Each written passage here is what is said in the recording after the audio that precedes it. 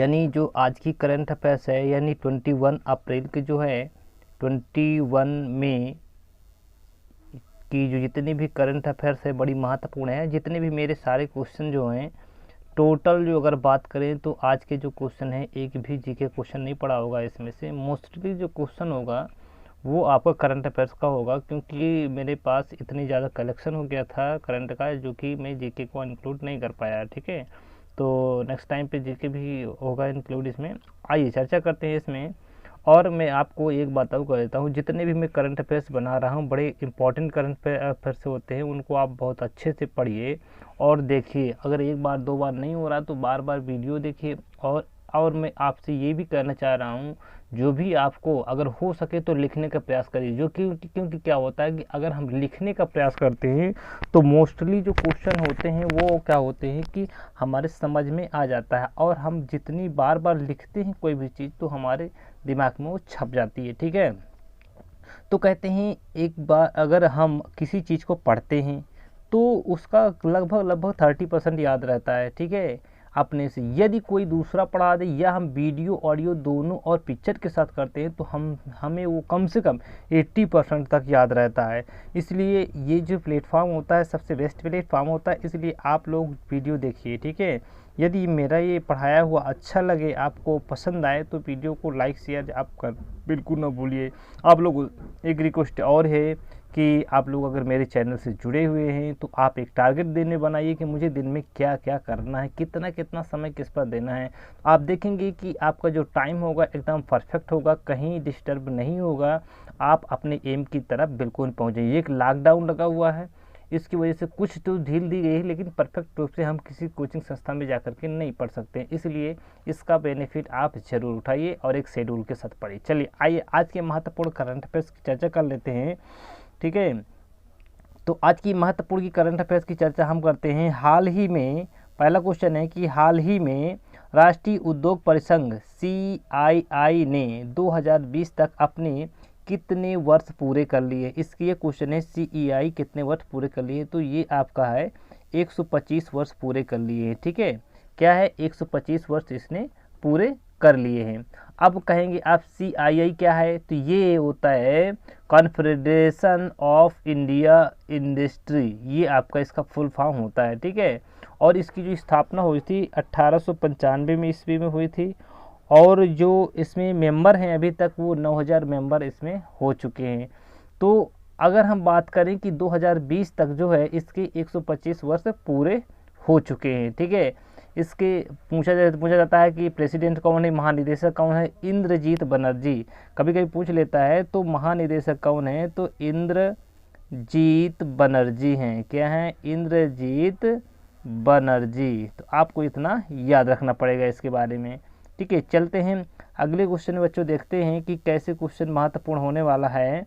मैंने ये थोड़ा सा गैप जो साइड में इसलिए रखा है ताकि मैं इसकी जो विशेषताएं हैं वो भी मैं इसके साथ साथ यहाँ पर लिखता चलूँ। ठीक है, तो अगले क्वेश्चन की बात करते हैं। आइए, हाल ही में केंद्र सरकार द्वारा उड़ीसा के कोणार्क, कहाँ, उड़ीसा के कोणार्क शहर को कितने करोड़ रुपए की लागत से 100 मेगावाट, यानी ये आपके दो जगह हैं, उड़ीसा के कोणार्क सूर्य मंदिर एवं कोणार्क एक शहर है। ठीक है, 100 मेगावाट के साथ इसे सौर ऊर्जा में बदलने का प्रयत्न किया गया है। तो ये आपको याद रखना पड़ेगा, क्योंकि ये महत्वपूर्ण क्वेश्चन जो निकल आ रहे हैं बहुत ही महत्वपूर्ण है। तो जिसका जो करेक्ट आंसर हो जाएगा आपका ए हो जाएगा, यानी 25 करोड़ रुपए की लागत से जो है इसको सौर ऊर्जा में चेंज कर रहा है, यानी सौर ऊर्जा में बदल रहा है। यानी सोलर जितना भी होगा सोलर से होगा पूरा का पूरा कोणार्क का सूर्य मंदिर। ये भी क्वेश्चन पूछता है कि कोणार्क का सूर्य मंदिर कहाँ स्थित है, तो ये आपका कहाँ स्थित है, उड़ीसा में स्थित है। कहाँ, उड़ीसा में स्थित है। कई बार क्वेश्चन पेपर में मोस्ट इंपॉर्टेंट है, यहाँ से क्वेश्चन बनता ही बनता है, तो आपको इसको याद रखना है। ठीक है, चलिए अगला क्वेश्चन की बात करते हैं। अगला क्वेश्चन क्या है, हाल ही में, अगला क्वेश्चन ये है कि हाल ही में राजधानी क्षेत्र के अंतर्गत कौन सा एयरपोर्ट, ठीक है, यानी कौन सा एयरपोर्ट का नाम बताना है। 5000 हेक्टेयर क्षेत्रफल तथा 29,000 करोड़ रुपए की लागत से राजधानी क्षेत्र का तीसरा एयरपोर्ट बनाया गया। कौन सा, तीसरे नंबर, यानी राजधानी क्षेत्र की बात करें तो तीसरा एयरपोर्ट बनाया गया है, उसका नाम क्या है, तो ये बताना है आपको, इसका नाम क्या है, तो आपको इस पे ध्यान। तो इसका आपसे नाम पूछा है कि आपको बताना है, जो कि 5000 हेक्टेयर इसकी ज़मीन है और 29,000 करोड़ रुपए की लागत से बनाया गया है। तो इसमें देखिए इंदिरा गांधी अंतर्राष्ट्रीय एयरपोर्ट, ये भी आपका राजधानी दिल्ली क्षेत्र में आता है। नोएडा, नोएडा इसका जो करेक्ट आंसर हो जाएगा नोएडा हो जाएगा। नोएडा इंटरनेशनल एयरपोर्ट जो है इसको बनाया गया है, ठीक है। हिंडन एयरपोर्ट ये भी आपका दिल्ली क्षेत्र में एनसीआर में आता है। और चौधरी चरण सिंह जो है ये आपका लखनऊ में ही आता है, अमौसी एयरपोर्ट के नाम से भी इसको जानते हैं। तो इसलिए ये क्वेश्चन जो है, एक क्वेश्चन के साथ मैंने कई एक्स्ट्रा फैक्ट जोड़ने का प्रयास किया है, तो आप लोग इसको अच्छे से पढ़िए और देखिए। और इसमें एक फैक्ट और निकल के आ रहा है कि स्विट्जरलैंड कंपनी, यानी कौन सी, स्विट्जरलैंड की एक कंपनी है, उसका नाम है स्विस फर्म। क्या नाम है, स्विस फर्म, कंपनी का नाम है Swiss firm Zurich. Swiss firm Zurich airport क्या नाम है, एयरपोर्ट, और इसको बोलते हैं इंटरनेशनल एयरपोर्ट। तो आपको इतना याद रखना है इसके बारे में, ये बड़ा महत्वपूर्ण क्वेश्चन है, आपको यहाँ से काफ़ी चीज़ें मिल जाती। चलिए नेक्स्ट क्वेश्चन पे चलते हैं। क्वेश्चन नंबर 4 कहता है, हाल ही में किस देश की सरकार ने भारत के साथ सीमा विवाद के बीच एक नया मानचित्र तैयार किया है। बहुत अच्छा क्वेश्चन है कि हाल ही में किस सरकार ने सीमा विवाद के बीच एक नया मानचित्र लॉन्च किया है। तो अभी हाल ही में ये आपका, इसका जो करेक्ट आंसर हो जाएगा, करेक्ट आंसर क्या हो जाएगा, इसका हो जाएगा नेपाल सरकार ने। किस सरकार ने, नेपाल सरकार ने जो है एक मानचित्र जो लॉन्च किया है, ठीक है। अब इसके अंतर्गत जो देखना है कि कौन कौन से क्षेत्रों को अपने इसमें शामिल किया है नेपाल सरकार ने। तो पहला इसमें है लिपु लेक, क्या है, लिपु लेक को शामिल किया है, क्षेत्र है। दूसरा जो दिया गया है, दूसरा है इसमें काला पानी, यहाँ काला पानी से क्वेश्चन पूछ सकता है, काला पानी।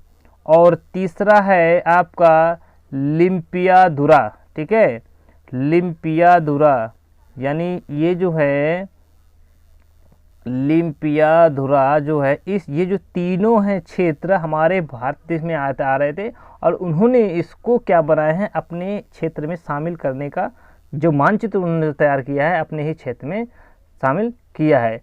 तो इसका जो अगर क्वेश्चन और पूछता है कि ये जो काला पानी है, क्या है, काला पानी का क्षेत्र पूछता है, काला पानी का क्षेत्र कितना बताना है आपको, 35 वर्ग किलोमीटर है, ठीक है, ये आपको याद रखना पड़ेगा, ठीक है। तो इसके अंतर्गत आपको एक्स्ट्रा फैक्ट भी यहाँ पर याद रखना। और एक बात और इसमें ये है, और इंक्लूड कर दीजिए, जो काला पानी जो एक पिथौरागढ़ का हिस्सा है, ठीक है, यानी भारत में पिथौरागढ़ पड़ता है, उसका एक हिस्सा है, कौन सा है, पिथौरागढ़ है, तो आपको इसको भी याद रखना पड़ेगा। चलिए अगला क्वेश्चन लेते हैं। अगला क्वेश्चन ये है कि हाल ही में विश्व स्वास्थ्य संगठन, यानी कह सकते हैं WHO ने विश्व स्वास्थ्य संगठन में कार्यकारी बोर्ड के अध्यक्ष के रूप में भारत की तरफ से किसे बनाया गया है। तो ये आपका जो करेक्ट आंसर इसका हो जाएगा हर्षवर्धन, यानी इसका आंसर सही हो जाएगा, ए हो जाएगा, ठीक है। हर्षवर्धन जी को अभी हाल ही में WHO, क्या, WHO के कार्यकारी के रूप में बनाया गया है। अभी मैंने कल ही इसकी चर्चा की थी, 1948 में इसकी क्या हुई थी, स्थापना हुई थी। हेडक्वार्टर अगर मैं बात करूं, हेडक्वार्टर कहाँ है इसका, जनेवा है, क्या है, जनेवा, इसका हेडक्वार्टर आपको कहाँ पड़ेगा, जनेवा होगा, ठीक है। अगर हम बात करें कि WHO में कितने मेंबर हैं, तो इसमें टोटल 194, यानी 194 मेंबर हैं इसमें। और कार्यकारी बोर्ड के सदस्य के रूप में कितने हैं, इसमें 34 हैं, ठीक है। और ये जो अध्यक्ष बनने जा रहे हैं फार कितने साल के लिए बनाए जा रहे हैं, ये आपके 3 साल के लिए, कितने साल के लिए, 3 साल के लिए नामित होंगे। आपको ध्यान रखना है कि 3 वर्ष के लिए, यानी 3 वर्ष के लिए इनकी नियुक्ति की जा रही। चलिए अगला क्वेश्चन फटाफट लेते हैं। अगला क्वेश्चन ये है, मधुमक्खी दिवस कब मनाया जाता है। ये भी बड़ा अच्छा क्वेश्चन है। मधुमक्खी दिवस जो है ये हाल ही में 20 मई को मनाया गया है। चलिए थोड़ा सा यहाँ पर आगे पीछे हो गया है, तो 20 मई को मनाया गया है, ठीक है। कब मनाया गया है, ये 20 मई को मनाया गया है, तो इसको आपको याद रखना पड़ेगा। और ये बात और ये भी है कि एंटोन जानसा का जन्म इसी दिन हुआ था, ठीक है, यानी इसी तारीख को हुआ था। तो ये जो है जब से मनाने जाने लगा है, तो आपको इतना याद रखना उनकी याद में। क्योंकि क्या होता है कि मधुमक्खी दिवस, विश्व मधुमक्खी दिवस है, तो इसको मनाया जाने लगा है। इसमें क्या है कि हमारा जो इकोसिस्टम है, इससे ये जो है हमारे पशु पक्षी जितने भी होते हैं इकोसिस्टम को क्या करते हैं, स्ट्रांग करते हैं। इकोसिस्टम को स्ट्रांग करने के लिए ये सारे जितने भी दिवस वगैरह है, यानी इन्वायरमेंट से संबंधित जो जितने भी मनाए जा रहे हैं वो सारे हमारे इकोसिस्टम को स्ट्रांग करते हैं। चलिए अगला क्वेश्चन देखते हैं।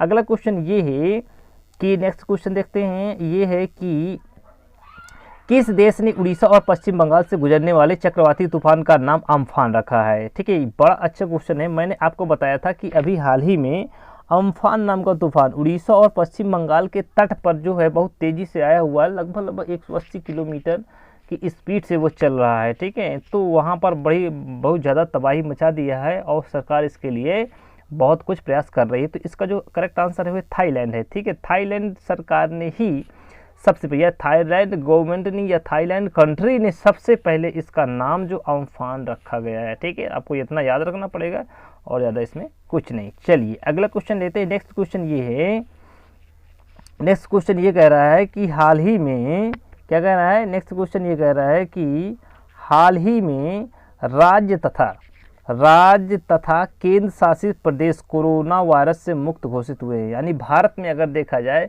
कि कौन सा ऐसा राज्य है, ठीक है, और कौन सा ऐसा केंद्र शासित प्रदेश है जो कोरोना वायरस मुक्त हुआ है, तो इसका ऑप्शन देख लेते हैं। ये ऑप्शन पहला नहीं होगा, दूसरा भी मध्य प्रदेश लद्दाख ये भी नहीं होगा, उत्तर प्रदेश दिल्ली भी नहीं होगा, गोवा लद्दाख ये भी नहीं, पश्चिम बंगाल तो पुडुचेरी ये भी नहीं होगा। इसमें देखना है सबसे पहले जो है आपका करेक्ट आंसर सी हो जाएगा। यानी गोवा और लद्दाख ये दो ऐसे राज्य एवं केंद्र शासित प्रदेश है जिनको अभी हाल ही में लद्दाख को किया गया है, इससे पहले गोवा को क्या किया गया है, उसमें अलग कर दिया गया है। यानी कह सकते हैं कि कोरोना वायरस मुक्त कर दिया गया है। अभी बात आती है गोवा की। ठीक है, तो गोवा एक ऐसा स्टेट है जो सबसे कम तटीय सीमा बनाता है। ठीक है, और ये बात है कि ये सबसे छोटा क्या है, सबसे छोटा वो सीमा बनाने वाला राज्य आपको यहाँ से निकल आएगा। और सबसे छोटा किस में है, इस सबसे छोटा क्षेत्रफल में भी गोवा है आपका। ठीक है, तो इसको आपको इतना याद रखना। लद्दाख की बात करते हैं।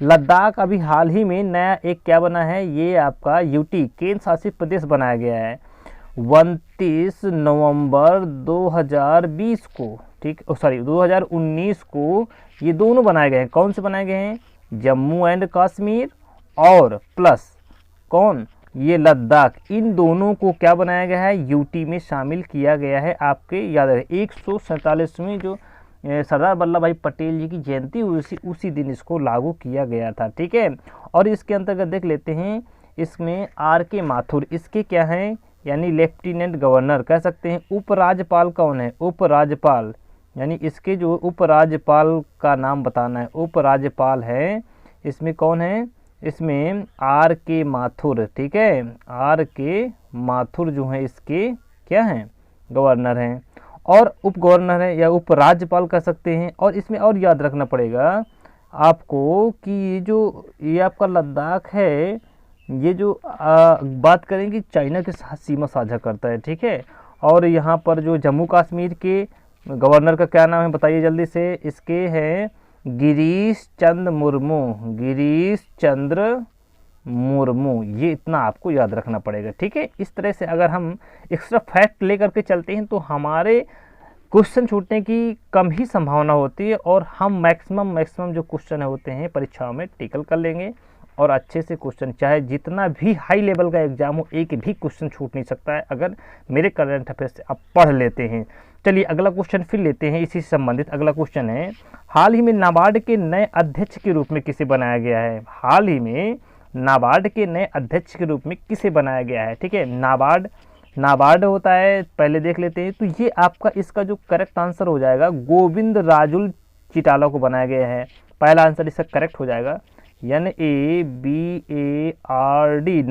नाबार्ड का पूछता है कि इसका full form national bank for agriculture rural development होता है। इसका पहले ये स्थापना कब हुई थी, इसकी स्थापना जो हुई थी, आपको स्थापना भी याद है, 12 जुलाई कब हुई थी, 12 जुलाई 1900 कब हुई थी? 1982 को हुई थी इसकी स्थापना।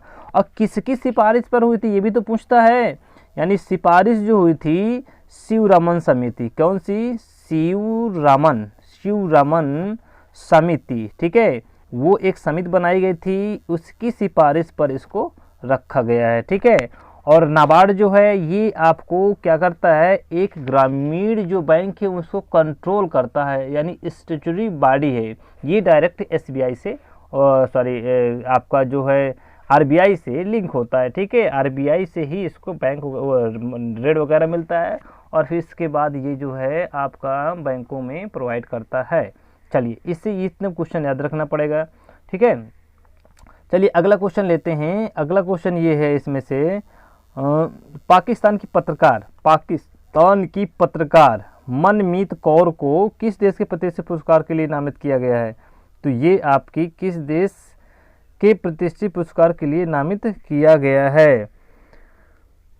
तो इसमें देखना है पाकिस्तान की पत्रकार है, ठीक है। यहाँ पर थोड़ा सा ये हो गया है कि ये नहीं होकर के यहाँ पर ये आपका हो जाएगा ब्रिटेन, ठीक है। क्या हो जाएगा? ब्रिटेन हो जाएगा। तो ये ब्रिटेन के लिए जो इसको नामित किया गया है, तो आपको इतना याद रखना पड़ेगा, एक पत्रकार है जो ब्रिटेन के लिए नामित किया गया है। चलिए अगला क्वेश्चन देखते हैं। अगला क्वेश्चन ये कहता है, अगला क्वेश्चन जो कल का जो प्रश्न था आपका कि विश्व स्वास्थ्य संगठन की स्थापना कब हुई थी? तो ये आपका हुआ था 1948 में, ये क्वेश्चन आपसे पूछा गया था, ठीक है। 1948 में इसकी स्थापना हुई थी और इसका हेडक्वार्टर कहाँ है? आपको जेनेवा में, ठीक है।